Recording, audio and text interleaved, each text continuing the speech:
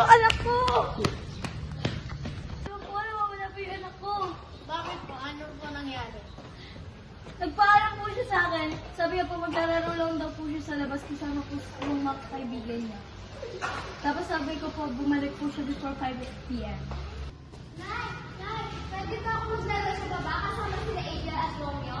O sige na, basta wag ka magpaabot ng gabi, umuwi ka kaagad. Okay po, Nay.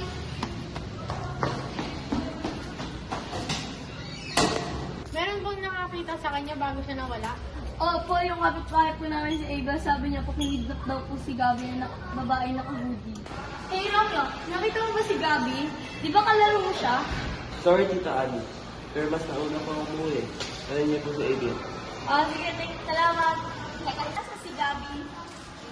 Ay, si Gabi po ba? Nakita ko po siya kanina. May kasamang lalaki at babae. Hawak nila kamay ni Gabi. Ha? Salamat, sige. Tapos ano pa nangyari pagkatapos nun? Nung papunta po ako dito, may tumawag po sa akin. Humihiling po siya ng 90K para mabalik daw po yung anak ko.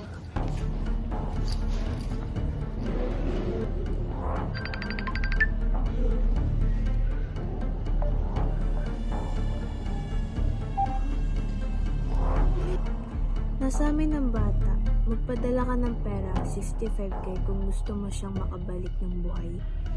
Sige po. Sige po, bibigay ko po, pero wag niyo po siya saktan. Bilisan mo bago pa magbago isip ko.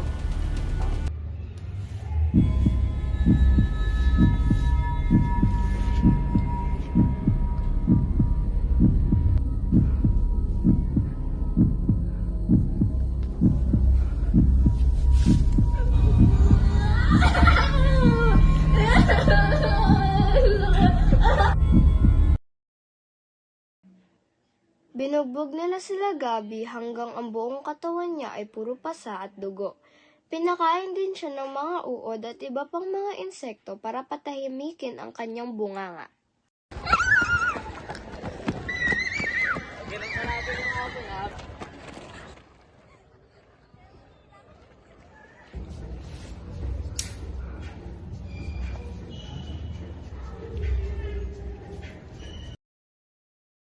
Nakalabas si Gabi nung umalis ang mga kidnapper.